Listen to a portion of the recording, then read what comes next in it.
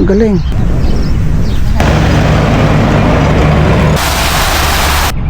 Andito tayo ngayon sa Aspire.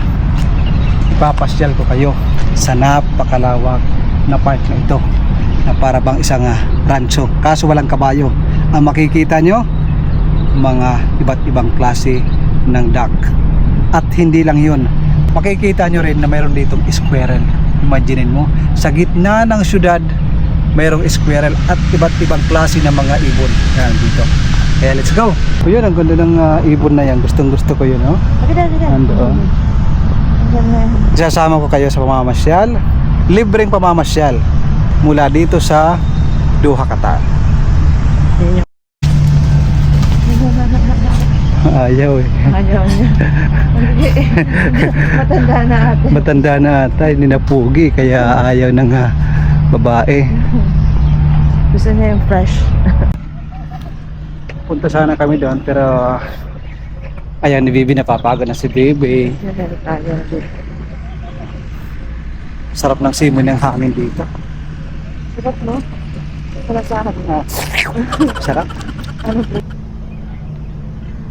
Andun yung Torch of Doha. Ang ganda ng kanilang trash can. Mapapansin nyo na napakaraming ibon, no? Doon may fish pond doon na napakalawak. Maraming mga swan, mga iba't ibang mga lahi ng duck. Ayan, astig yung kanilang pagtatabas ng damo. Automatic.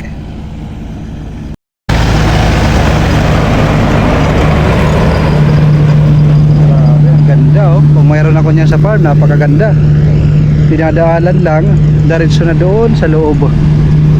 At gagawin nila yan fertilizer.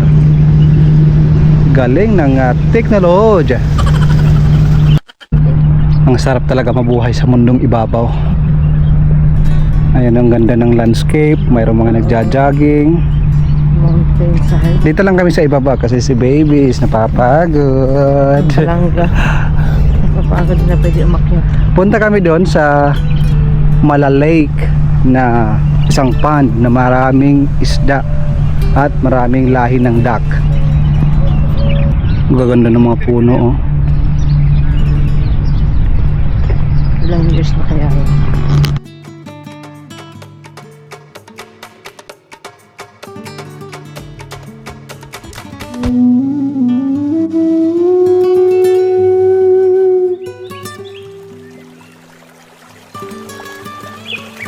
Dito tayo ngayon sa isang lugar na napakaganda para sa akin. Dahil kung makikita nyo, ang kanyang view, napakalinis, maraming mga ibon na makikita, ducks, at hindi nyo nakikita yung isda. Nasa ilalim ng tubig kasi. Ang ganda ng pagkakalandscape, mga kaibigan. Lumabas kami ni Mrs. kasi day off namin ngayon para magpaaraw at para pagpawisan. Itong mga duck na ito, akala nila ay nagbibigay ako ng food, kaya pumupunta sila sa akin. Paggabi kasi dito, maraming mga bata, mga namamasyal, na binibigyan sila ng pagkain, tinapay man yan or kung ano na mga hindi nakakalason para sa kanila. Kaya pag nakakita sila ng tao, akala nila namimigay ng pagkain. Ay, si Bibi gusto daw magbigay ng pagkain. Nandun sila kanina, lumalapit. Pag nakakita ng tao, lumalapit sila. Oh. Akalain nyo, mayroon dito nga squirrel. Papakita ko sa inyo. Nagtaka ako bakit mayroon maliit, napakaliit na parang daga. Parang daga. Ang cute! Nandito nagtatago sa may kahoy. Ayun, ito. Saan? Saan? Wala, nandun. Gray. Nandun. Ang tawag dito is, kung hindi ako nagkakamali, is sugar glider. Ala, ang bilis niya. Ang bilis niya, Papa. Punta natin. Sa puno. Zoom natin. Punta natin. Tingnan natin. Pasilip ko sa inyo. Nagtatago siya. Ang bilis kasi. Napakaliit lang. Squirrel. Ayan na. Ayan, nakikita nyo sa mapuno. I-zoom nyo, makikita nyo yan. Ang galing. Ang galing, napakagaling. Ikot ka doon, ikot ka doon. Para mapakita. Ayan. Ikita nyo? Meron siyang parang checker ko. Parang line sa likod. Ang bilis. Sana. Ang bilis oh.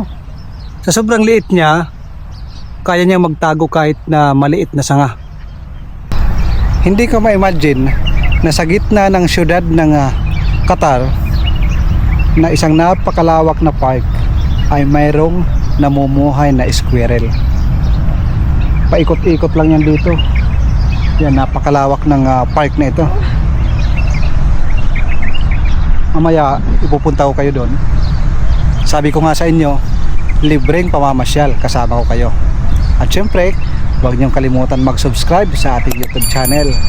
Malaking tulong yan para sa amin ni Baby Florane. Ang pangalan ng aming baby is Florane. Ang pangalan ng papa is Florian.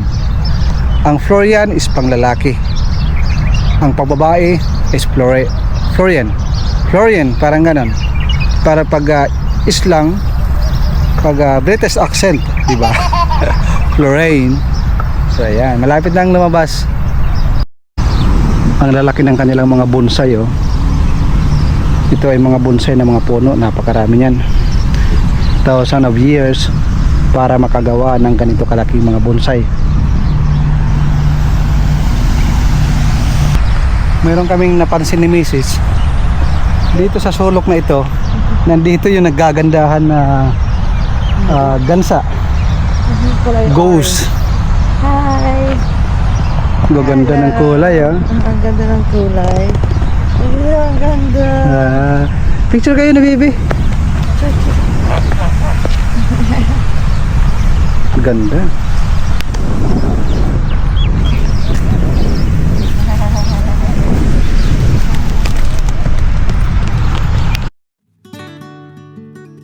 Habang kami naglalakad, ini-imagine namin na nandito kami sa isang paraiso. Wow. Halos kami lang ang tao sa ngayon kasi yung mga ibang tao is busy sa trabaho, tulog pa. Kasi ngayong umaga na ito is nasa 7:30 in the morning. Kahit nga yung mga duck na yan, Tulog pa sila. tulog pa rin. Yan po yung Peking duck. Sorry naman, disturbo kayo.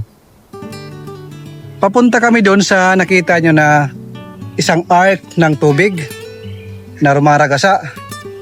Puntahan natin.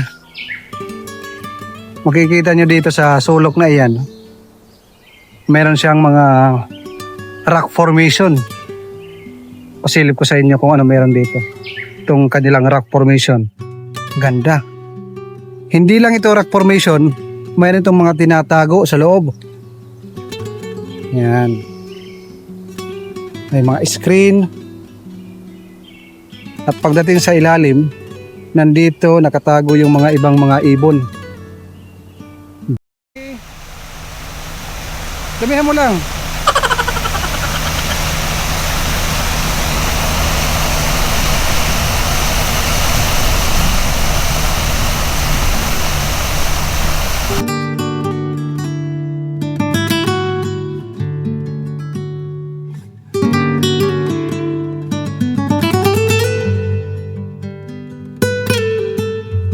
Gusto ko sanang pumunta doon para may ipakita sa inyo. Kaso masyadong basa yung simento. Mababasa daw yung sapatos ni Mrs. Ang daming isda na maliliit oh. Pakikita ko sa inyo. Ewan ko kung nakikita nyo. Napakaraming isda na maliliit oh, sa ilalim. Pag gabi, pag naka-on yung lights, napakaraming malalaki na mga koi at iba't ibang mga isda na nandito.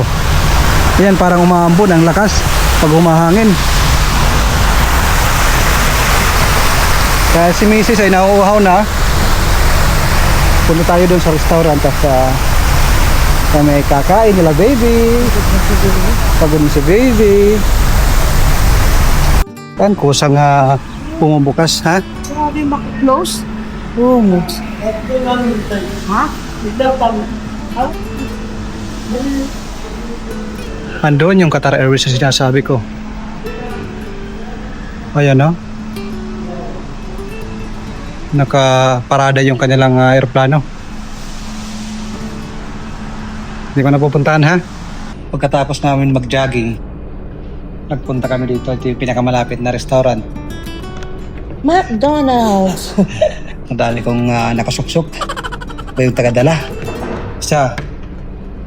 Isa. Dalawa. Tatlo.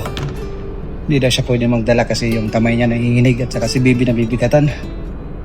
Bibi na bibigat. Parang sinabing ganun ah. Pinamuna kami ng gatas. Gatas lang kami. Chai karak, favorite niya. Sa karak, papagising at uwi sa bahay. At matutulog kasama si Baby kasi Hindi ako nakatulog. malapit na. Sinusulit namin yung banding namin kasi by next week Secret. ang misis ko at si Baby kaya sasakay na sa airplane papunta sa Philippine Highland. So ayan, napakahirap na pakiramdam yung nasanay ka na magkasama kayo at Kasama naman siya eh. may iwan ako ng ilang Kasama months but Siya may iwan. susunod din ako kasi gusto na namin mag for good. More than 10 years na kami nagtatrabaho pala dito sa abroad. Siguro naman enough na yon. Hindi naman natin kailangan ng napakaraming pera para sumaya. Kailangan lang namin magkasama kami at ng aming mga anak. Yes, that's true. Kaya kailangan ko ang inyong pag-subscribe para kahit paano meron tayong sintabo na nakikita. Order muna kami.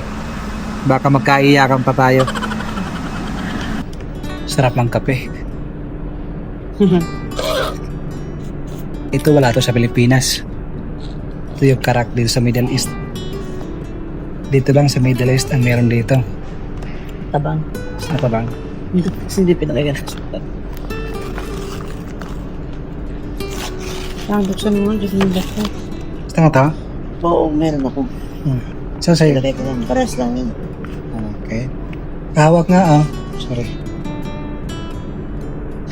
Mahuli. Ito yung kanilang honey. Ang sarap ng kape. Yung kapiling ka. May hugot pa. Ang sa kanya, pancake po. Ang sa akin, sa rock. Tayo nito. Hindi ko mo. Akala ko sa'yo lang. Share tayo nito. Straight pa. Kain muna kami, di na uuwi, pahinga, Buksan mo ka, Papa. at marami pang ngayong gagawin sa araw na ito. Tapos na kayong mag-breakfast. Iuwi muna. It's time to go home. Ayan. Baby's full na. English call na. Full. Supportahan niyo yung aming YouTube channel. Yes, please subscribe. Uwi na kami sa Pilipinas. Kayo, Subscribe. mga kapwa ko OFW. Kailan nyo ba na umuwi? Uwi na tayo kasi alam mo na, kailangan Matanda na. kasama natin yung atong mga Hindi naman tayo mayaman Kids. dito. Enjoy tayo sa Pilipinas. hindi natin kailangan maging mayaman na mayaman, charot. Konting yaman lang. Charot. So ayan, habay mo na. Maraming salamat sa pagsama nyo sa videos na ito. Hanggang sa susunod. Thank you. Paalam. Bye-bye.